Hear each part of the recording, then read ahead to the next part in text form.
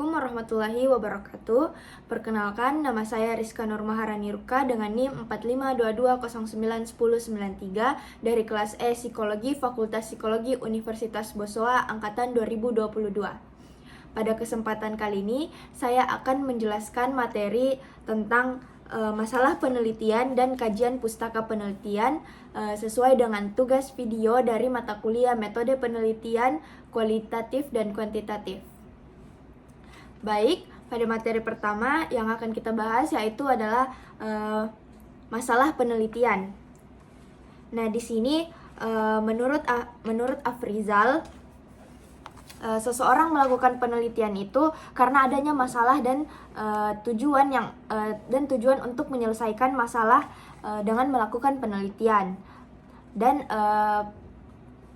pendapat Afrizal tersebut sejalan dengan pendapat salah satu ilmuwan yaitu Sugiono yang mengemukakan bahwa pada dasarnya penelitian itu dilakukan dengan tujuan untuk mendapatkan data yang antara lain dapat digunakan untuk memecahkan masalah.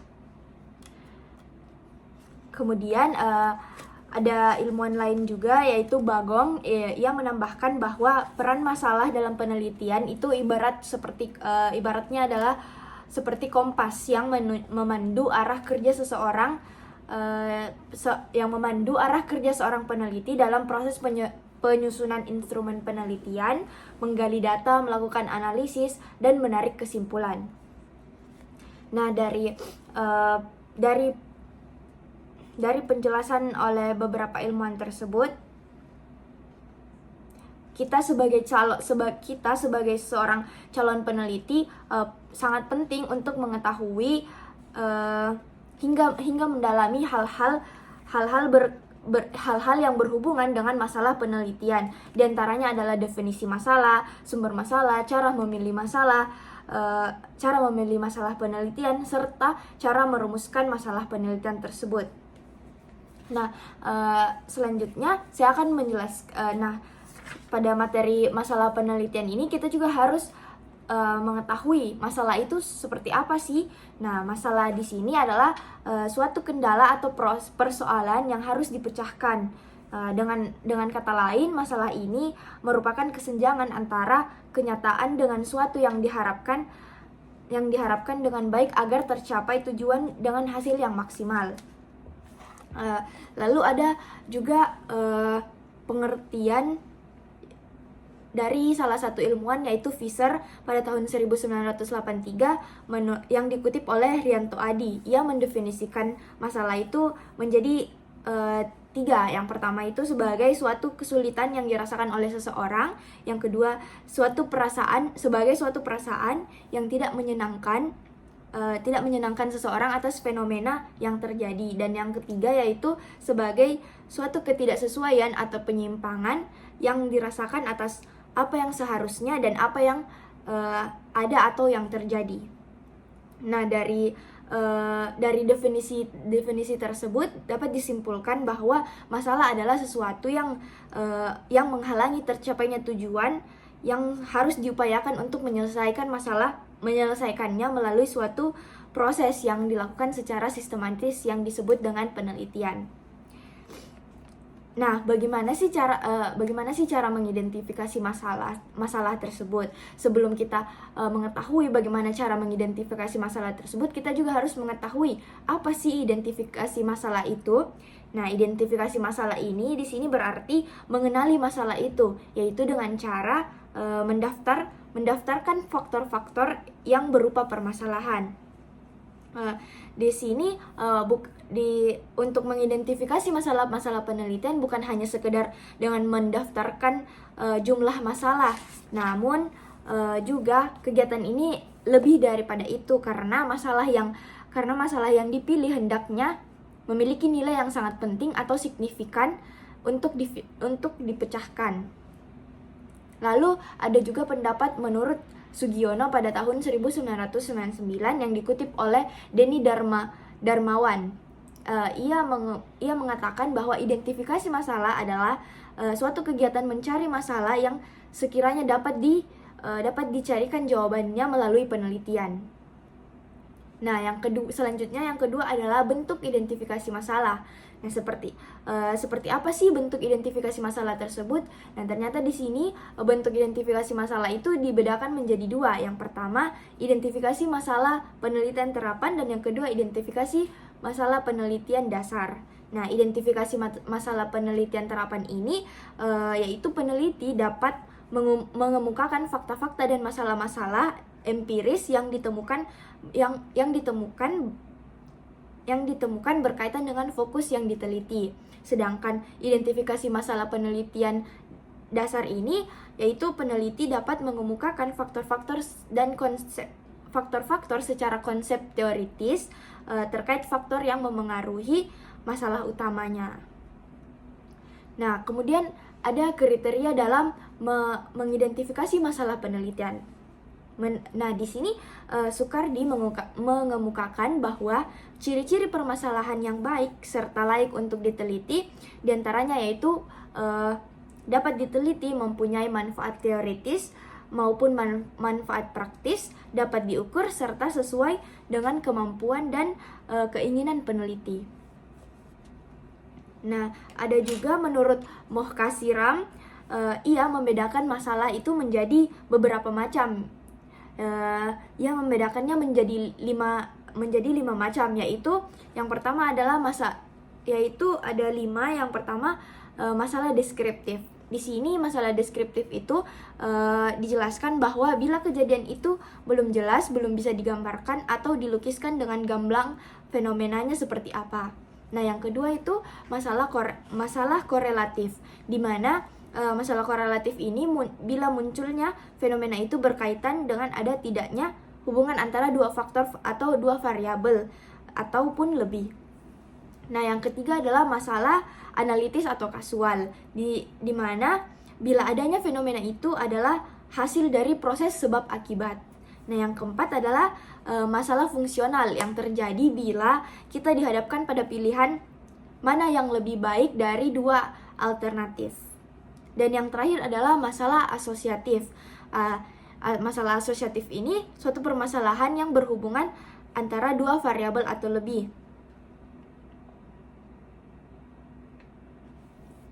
Nah, dari dua pendapat tersebut dapat disimpulkan bahwa kriteria yang harus diperhatikan dalam mengidentifikasi masalah untuk merumuskan suatu masalah penelitian ilmiah memiliki beberapa ciri, yaitu yang pertama, masalah menanyakan dua atau lebih variabel. Yang kedua, masalah dinyatakan atau dirumuskan secara jelas dan tidak ambigu. Yang ketiga, masalah dapat didukung dengan data empiris. Yang keempat, masalah tidak menyangkut moral dan etika. Yang kelima, sesuai dengan keinginan dan kemampuan peneliti. Dan yang terakhir, dapat bermanfaat bagi peneliti serta masyarakat. Nah, bagaimana sih cara mendapatkan masalah tersebut, atau dari mana sih sumber-sumber kita bisa memperoleh masalah tersebut? Nah, ada beberapa hal yang dapat dijadikan sebagai sumber masalah. Yang pertama yaitu bacaan. Bacaan ini berasal dari jurnal-jurnal penelitian yang berasal dari laporan hasil-hasil penelitian yang dijadikan sumber masalah. Nah, selain jurnal penelitian, bacaan lain yang bersifat umum juga itu dapat dijadikan sebagai sumber masalah. Misalnya buku-buku bacaan, terutama buku bacaan yang mendeskripsikan gejala-gejala dalam suatu kehidupan yang menyangkut dimensi sains dan teknologi, atau bacaan yang berupa tulisan yang dimuat di media cetak. Yang kedua adalah pertemuan ilmiah. Nah, masalah juga dapat diperoleh melalui pertemuan-pertemuan ilmiah seperti seminar, diskusi, lokakarya, konferensi, dan sebagainya. Nah, dari pertemuan ilmiah ini dapat muncul berbagai masalah yang memerlukan jawaban melalui penelitian. Yang ketiga adalah pernyataan pemegangan kekuasaan atau otoritas. Nah, orang yang memiliki kekuasaan atau otoritas ini cenderung menjadi figur yang dianut oleh orang-orang yang ada di bawahnya. Contohnya itu seperti ketika seorang dosen yang mempunyai ilmu dan mempunyai pengalaman-pengalaman yang lebih banyak dibandingkan mahasiswa-mahasiswanya ketika ia membagikan ilmu tersebut ataupun ataupun pengetahuannya tersebut kepada mahasiswanya akan mendengarkan dengan seksama dan menjadikan itu sebagai suatu sumber yang dapat ia gunakan untuk memperoleh masalah yang akan ia teliti. Nah, yang keempat adalah observasi atau pengamatan, di mana pengamatan ini dilakukan seseorang tentang sesuatu yang direncanakan ataupun yang tidak direncanakan, baik secara sepintas ataupun dalam jangka waktu yang lama, maupun dalam jangka waktu yang cukup lama yang dapat melahirkan suatu permasalahan. Contohnya di sini ketika seorang guru melakukan pengamatan atau observasi kepada siswa-siswanya pada saat proses belajar mengajar, ia mengamati perubahan sikap dan perilaku yang ditunjukkan oleh siswanya selama proses belajar mengajar. Yang kelima adalah wawancara dan angket. Nah, melalui wawancara kepada masyarakat mengenai suatu kondisi aktual di lapangan, kita dapat menemukan masalah apa yang sekarang dihadapi oleh masyarakat tertentu. Selain itu, begitu juga dengan menyebarkan angket kepada masyarakat akan dapat menemukan apa yang sebenarnya masalah yang dirasakan oleh masyarakat tersebut. Yang keenam adalah pengalaman pribadi. Nah, pengalaman ini dapat dikatakan sebagai guru yang baik. Namun tidak semua pengalaman yang dimiliki oleh seseorang itu selalu positif, tetapi kadang-kadang juga sebaliknya. Nah, pengalaman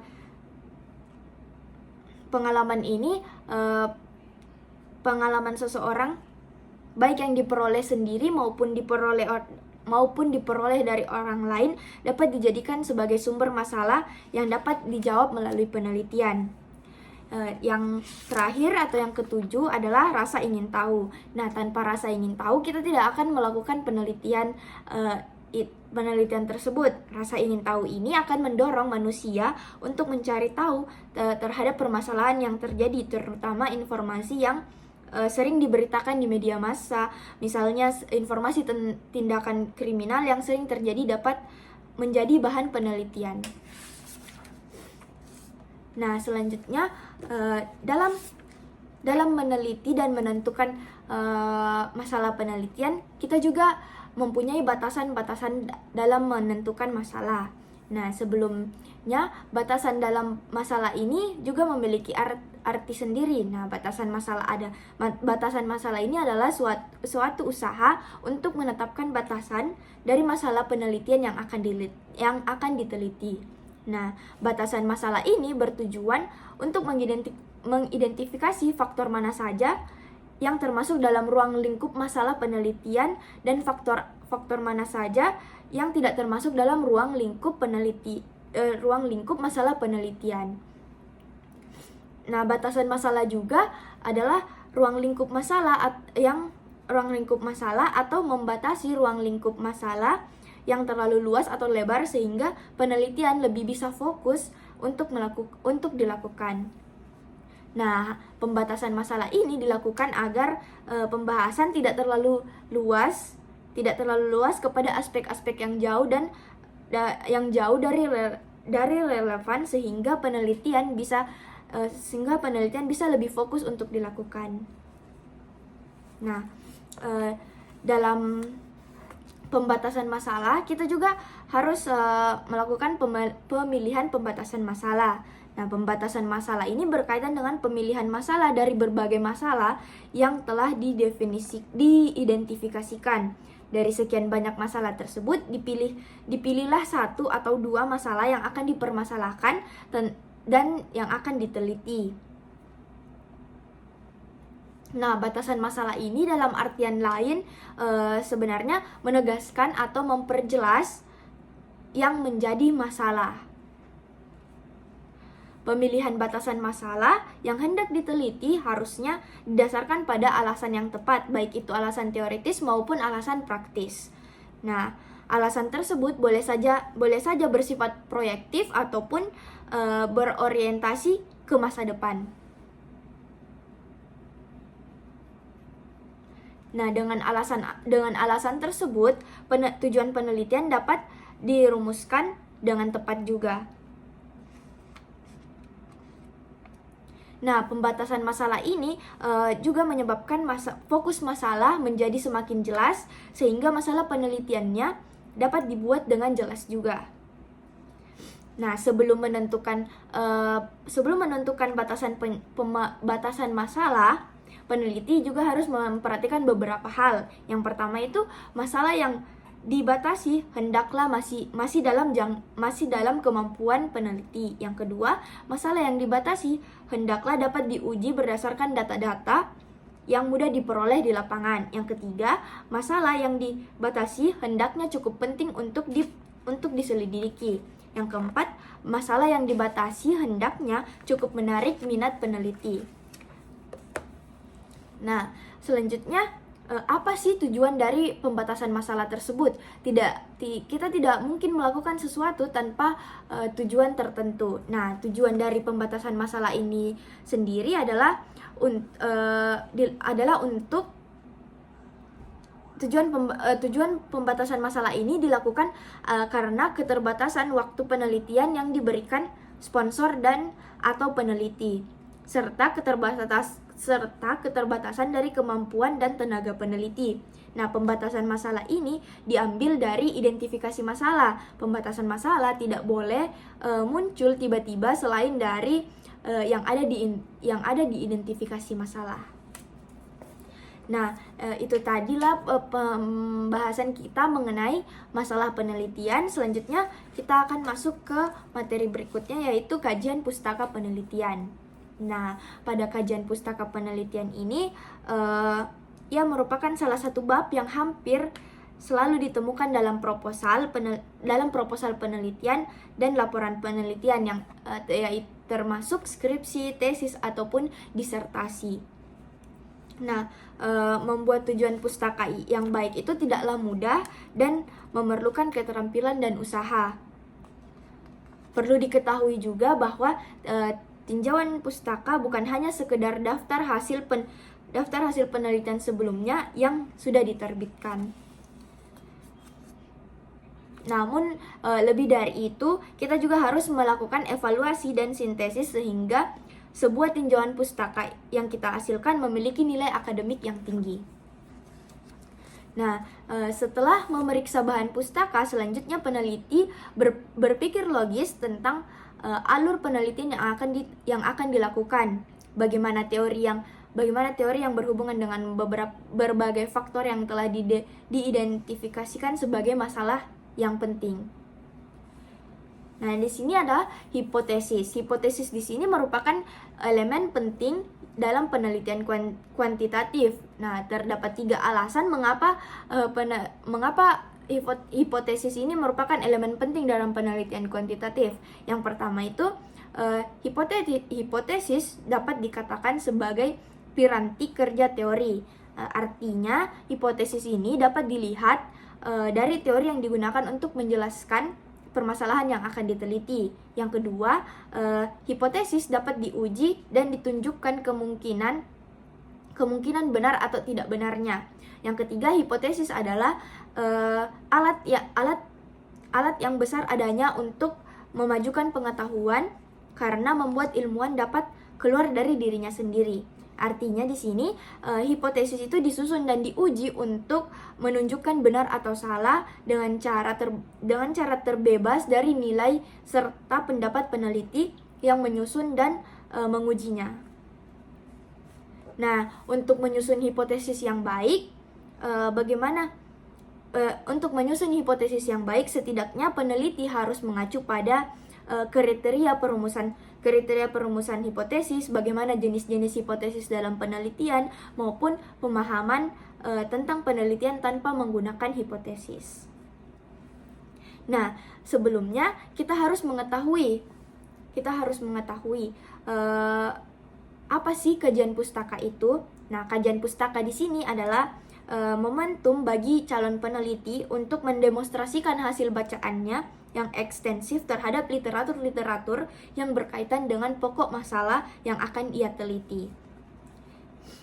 Nah, melalui kajian pustaka, peneliti akan mampu mengidentifikasikan kemungkinan signifikasi dan kontribusi akademik dari penelitiannya pada waktu dan tempat tertentu. Nah, tinjauan pustaka atau yang biasa kita sebut dengan kajian pustaka ini adalah daftar referensi dari semua jenis referensi seperti buku, jurnal, papers, artikel, disertasi, tesis, skripsi, laboratory manuals, dan karya ilmiah yang lainnya. Dan karya ilmiah yang lainnya yang dikutip dalam penulisan proposal. Semua referensi yang tertulis dalam kajian pustaka harus dirujuk di dalam skripsi. Nah, referensi ini ditulis urut menurut abjad huruf awal dari nama akhir atau keluarga penulis pertama dan tahun terbitannya. Nah, di sini Cooper dalam Creswell 2010 mengemukakan bahwa kajian pustaka memiliki beberapa tujuan, yakni menginformasikan kepada pembaca hasil-hasil penelitian lain yang berkaitan dengan penelitian yang dilakukan saat itu, kemudian menghubungkan penelitian dengan literatur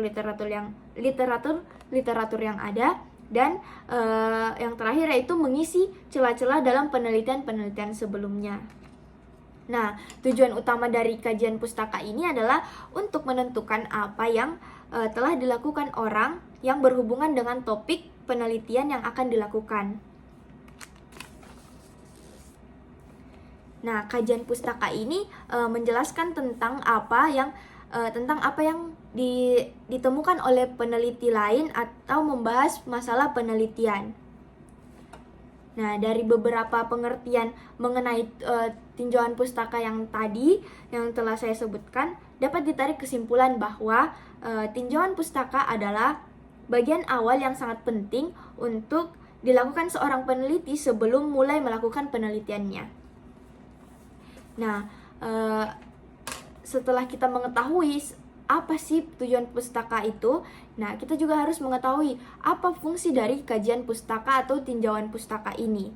Nah, di sini ada 3 fungsi dari kajian pustaka, yaitu sendiri. Yang pertama, untuk memastikan pernahnya masalah yang sedang diteliti dilakukan oleh peneliti lain. Yang kedua, untuk mengetahui apakah masalah yang diteliti dikaji secara komprehensif, lengkap, dan hasilnya memuaskan. Dan yang terakhir, untuk mengungkapkan kekhasan atau perbedaan masalah yang akan diteliti.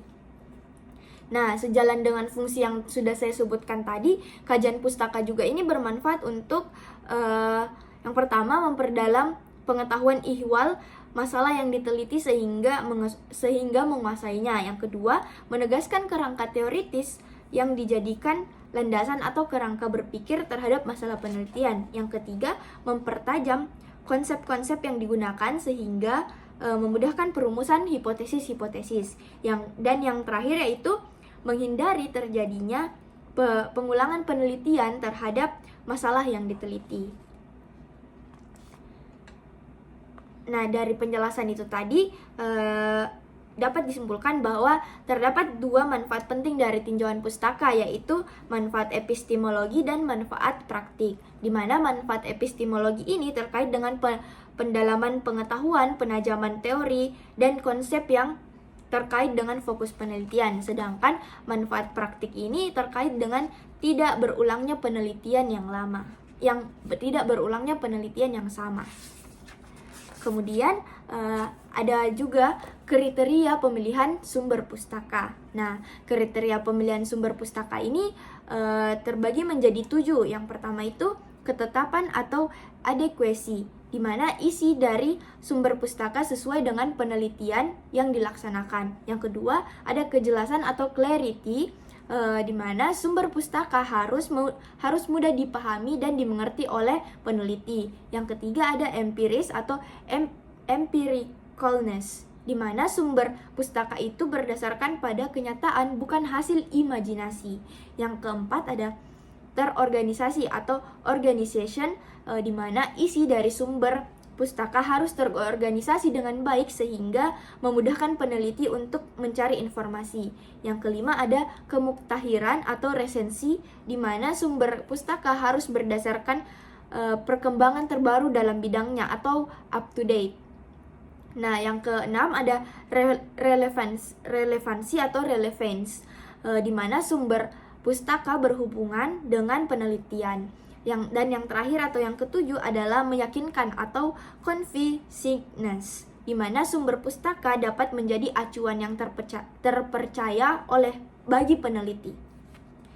Nah, selain itu secara garis besar sumber bacaan juga dibedakan menjadi 3, yaitu yang pertama adalah referensi umum, yang kedua sumber primer, yang ketiga sumber sekunder. Di mana sumber umum ini yaitu sumber yang dijadikan rujukan utama oleh peneliti. Nah, yang kedua sumber primer, di mana sumber primer ini adalah publikasi di mana seseorang melakukan penelitian kemudian diterbitkan. Dan yang terakhir yaitu sumber sekunder, di mana sumber sekunder ini adalah publikasi di mana penulis mendeskripsikan hasil karya orang lain. Nah, setelah kita mengetahui apa sih tujuan, apa sih itu kajian pustaka, dan apa sih fungsi dari kajian pustaka, serta kriteria dalam pemilihan sumber pustaka, kita juga harus mengetahui langkah-langkah dalam menyusun kajian pustaka.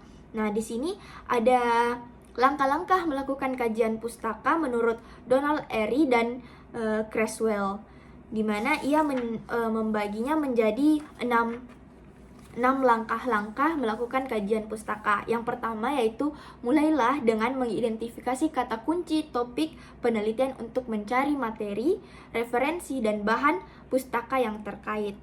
Yang kedua, membaca abstrak laporan-laporan hasil penelitian yang relevan bisa didapatkan dari sumber perpustakaan, jurnal, buku, dan proceeding.